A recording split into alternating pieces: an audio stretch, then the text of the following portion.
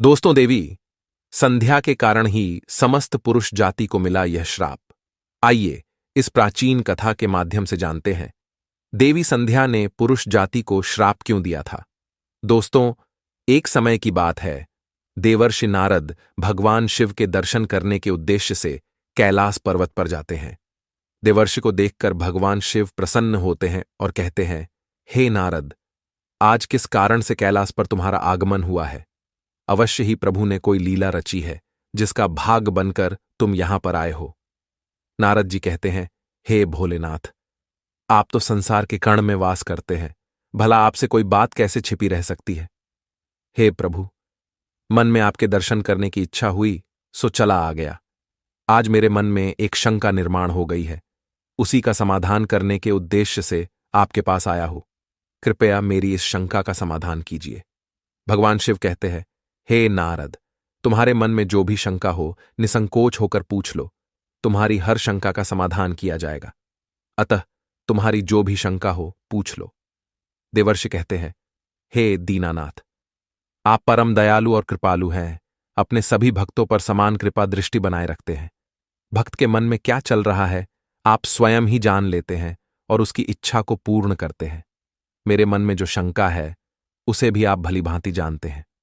भगवान शिव कहते हैं, हे नारद, तुम्हारे मन में जो प्रश्न उठ रहा है उसे मैं अवश्य जानता हूं, इसीलिए अब पूछने में संकोच न करो। देवर्षि कहते हैं, हे प्रभु, आज मैं आपके पास यह जानने के लिए आया हूं, देवी संध्या कौन थी और उन्होंने समस्त पुरुष जाति को कौन सा श्राप दिया था। आज मैं आपके पास देवी संध्या का महात्म्य सुनने के लिए ही आया हूं। भगवान शिव कहते हैं, हे नारद, आज तुमने उत्तम प्रश्न किया है, इसमें समस्त मानव जाति का कल्याण छिपा हुआ है। आज मैं तुम्हें देवी संध्या के जन्म की कथा सुनाता हूं। इस कथा में तुम्हें तुम्हारे सभी प्रश्नों के उत्तर मिल जाएंगे। इसीलिए देवी संध्या के इस प्राचीन इतिहास को तुम ध्यानपूर्वक सुनो। इसका श्रवण करने मात्र से ही कोटि कोटि पाप क्षण भर में जलकर भस्म हो जाते हैं। देवर्षि कहते हैं, हे प्रभु, मैं इस कथा को ध्यान से पूरा अवश्य सुनूंगा। कृपा करके आप मुझसे वह कथा कहिए। फिर भगवान शिव देवर्षि नारद को उस महान नारी संध्या की कथा सुनाना आरंभ करते हैं। हे नारद, जब सृष्टि का आरंभ हो रहा था तब सृष्टि के रचयिता ब्रह्मा जी कमल के आसन पर विराजित होकर भगवान का ध्यान कर रहे थे। उसी समय उनके मन में सृष्टि का निर्माण करने की इच्छा जागृत हुई। तब सबसे पहले उनके मन से विचार करने पर एक त्रिभुवन सुंदरी कन्या का जन्म हुआ। वह कन्या अत्यंत सुंदर और मनमोहिनी थी। मन से उत्पन्न होने के कारण वह ब्रह्मा की मानस कन्या हुई। ब्रह्मा जी उस समय ध्यान कर रहे थे और ध्यान करते समय वह कन्या उत्पन्न हुई, इसीलिए उसका नाम संध्या हुआ। जब ब्रह्मा जी ने उस अत्यंत सुंदर स्त्री की ओर देखा तो कुछ क्षणों के लिए ब्रह्मा जी का मन विचलित हो गया। उसका मनमोहक रूप देखकर ब्रह्म जी मोहित हो गए और उनके मन में कामभाव जागृत हुआ। ब्रह्मा जी की ऐसी कुपित दृष्टि पड़ते ही उस देवी का तेज नष्ट हो गया, जिससे वह देवी संध्या बहुत दुखी हो गई और उस स्थान को छोड़कर चली गई। हे नारद, ब्रह्मा जी के मन में किसी भी प्रकार का विकार उत्पन्न नहीं हो सकता, किंतु प्रभु की लीला तो देखिए। उन्होंने अपनी लीला दिखाने के लिए ब्रह्मा जी के मन में विकार डाल दिया। उसी विकार के कारण ब्रह्मा जी के मन में कुछ क्षणों के लिए काम का भाव उत्पन्न हो गया। प्रभु की ऐसी लीला रचने के पीछे समस्त मानव जाति का कल्याण छिपा हुआ था। इसीलिए अब तुम प्रभु की इस विचित्र लीला को ध्यान से सुनो। ब्रह्मा जी के ऐसे व्यवहार से देवी संध्या अत्यंत दुखी होकर चंद्रभाग पर्वत पर ध्यान करने के लिए चली गई। वहां जाकर उसके मन में इस बात की चिंता सताने लगी कि मैं तपस्या किसकी करूं, किस भगवान की आराधना करूं। इसी विचार से वह पृथ्वीलोक पर ब्रहलोहित नाम के सरोवर के पास चली गई और वहीं पर खड़ी हो गई। फिर महर्षि वशिष्ठ उसी स्थान से गुजर रहे थे तो उन्होंने देवी संध्या को सरोवर के पास खड़ा हुआ देखा। देवी संध्या को अकेले उस स्थान पर देखकर महर्षि वशिष्ठ उसके पास चले गए और पूछने लगे, भद्रे, तुम कौन हो? किसकी पुत्री हो? इस भयंकर वन में किस लिए घूम रही हो? यदि कोई गोपनीय बात ना हो तो अवश्य तुम्हारा उद्देश्य बताओ। तब देवी संध्या ने उनके साथ जो हुआ वह बताया और कहा, हे मुनिवर, इस पर्वत पर तपस्या करने के उद्देश्य से आई हूं। कृपया आप मुझे बताइए, मैं किसकी तपस्या करूं? मुझे अब इस दोष से कौन मुक्ति दिलाएगा तथा तपस्या कैसे करनी चाहिए? कृपया मुझे उपदेश देकर अनुग्रहित कीजिए। संध्या की बात सुनकर महर्षि वशिष्ठ कहने लगे, हे देवी, तुम भगवान नारायण की तपस्या करो। ओम नमो नारायणाय नमः इस महामंत्र का जाप करो। जब तक भगवान के दर्शन ना हो तब तक इस मंत्र का जाप करती रहो। स्वच्छ वस्त्र पहनकर उत्साह और प्रेम के साथ इस नियम का पालन करो। मौन धारण करते हुए भगवान के नाम का जाप करो। तुम्हारी भक्ति से प्रसन्न होकर भगवान विष्णु तुम्हें अवश्य दर्शन देंगे। इस प्रकार से महर्षि वशिष्ठ देवी संध्या को उपदेश देकर वहां से चले गए। देवी संध्या को अब तपस्या का मार्ग मिल गया। उसके हर्ष की सीमा न रही और वह बड़े आनंद के साथ श्री हरि की तपस्या में लग गई। वह महर्षि के बताए हुए नियमों का पालन सावधानी से करने लगी। इस प्रकार सभी नियमों का पालन करते हुए देवी संध्या ने 4 युगों तक अपनी तपस्या चालू रखी। उसका व्रत, तपस्या, भगवान के प्रति श्रद्धा को देखकर सभी देवताओं को बड़ा आश्चर्य हुआ। भगवान विष्णु भी देवी संध्या की तपस्या से अत्यंत प्रसन्न हुए और फिर वे मनोहर चतुर्भुज रूप धारण करके उसके सामने प्रकट हुए और देवी संध्या से कहने लगे, हे देवी, उठ जाओ, मैं तुम्हारी भक्ति से अत्यंत प्रसन्न हूं। भगवान विष्णु की मनोहर छवि देखकर देवी संध्या शीघ्रता से खड़ी हो गई। भगवान का वह रूप सैकड़ों सूर्यों के समान तेजवान दिखाई पड़ रहा था। भगवान के ऐसे रूप को देखकर देवी संध्या स्तब्ध हो गई। उसे समझ में नहीं आ रहा था कि वह क्या करे और क्या कहे। उसके मन में भगवान की स्तुति करने की अभिलाषा हुई, किंतु वह भगवान के उस रूप को देखकर कुछ भी बोल नहीं पा रही थी। फिर भगवान विष्णु ने देवी संध्या की मनोदशा को जान लिए और उसे दिव्य ज्ञान, दिव्य दृष्टि तथा दिव्य वाणी प्रदान की। फिर देवी संध्या बड़े उत्साह से भगवान विष्णु की स्तुति करने लगी। उसके एक एक वाक्य में उसकी भक्ति और समर्पण दिखाई पड़ रहा था। तपस्या के कारण संध्या का शरीर अत्यंत क्षीण और कमजोर हो गया था।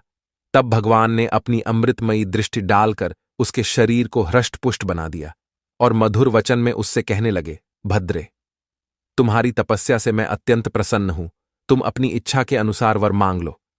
फिर देवी संध्या ने कहा, हे प्रभु, यदि आप मुझ पर प्रसन्न हैं, मुझे वरदान देकर अनुग्रहित करना चाहते हैं, मैं पहला वर यह मांगती हूँ कि संसार में जितने भी प्राणी हैं, पैदा होते ही उनके मन में काम का विकार उत्पन्न ना हो।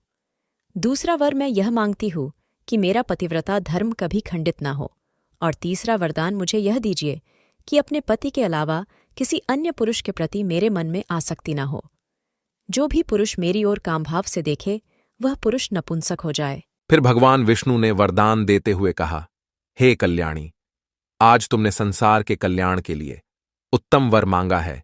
इसीलिए आज से ही पैदा होने के बाद किसी भी प्राणी में काम वासना का भाव नहीं होगा।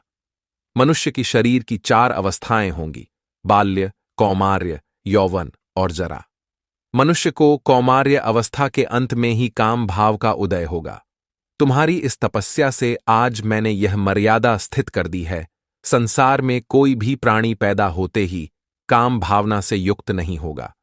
तुम्हारे सतीत्व की प्रशंसा तीनों लोकों में होगी और तुम्हारे पति के अलावा जो भी पुरुष तुम्हें काम की दृष्टि से देखेगा, वह तुरंत ही नपुंसक हो जाएगा। तुम्हारे पति बड़े भाग्यवान, तपस्वी, सुंदर तथा तुम्हारे साथ 7 कल्पों तक जीवित रहने वाले होंगे।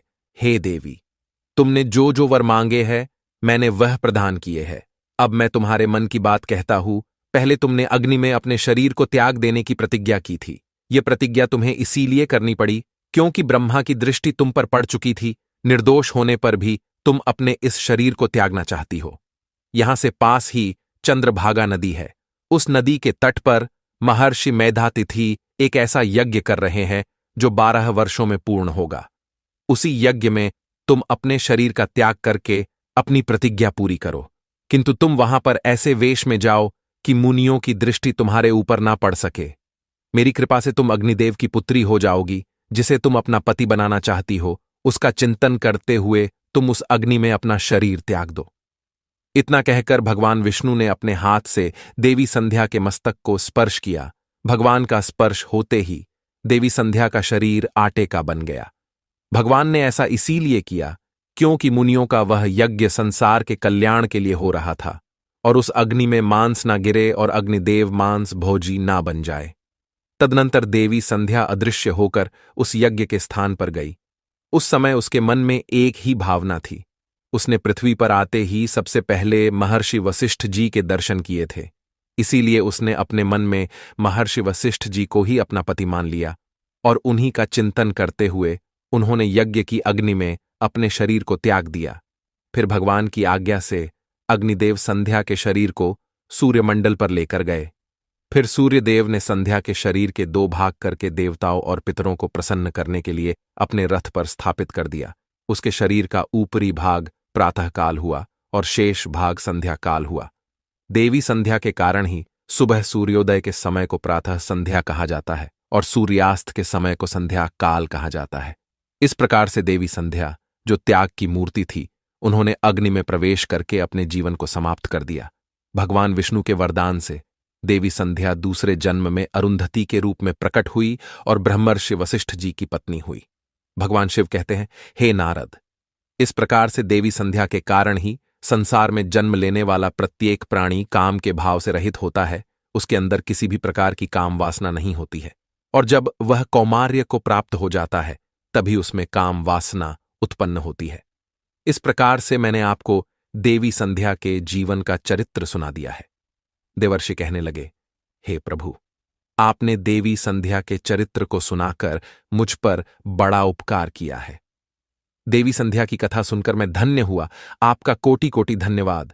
हे प्रभु, अब मैं इस कथा का तीनों लोकों में प्रचार करूंगा। तो दोस्तों, इस प्रकार से भगवान शिव ने देवर्षि को देवी संध्या की कथा सुनाई है। आपको यह कथा कैसी लगी? कमेंट करके अवश्य बताएं। जानकारी अच्छी लगी तो वीडियो को लाइक जरूर करें और कमेंट में हर हर महादेव, जय श्री हरि विष्णु अवश्य लिखें। साथ ही चैनल को सब्सक्राइब करें ताकि ऐसी ही आध्यात्मिक जानकारी आपको प्राप्त हो। मिलते हैं अगली प्रस्तुति में। आज के लिए बस इतना ही। आप सभी का धन्यवाद।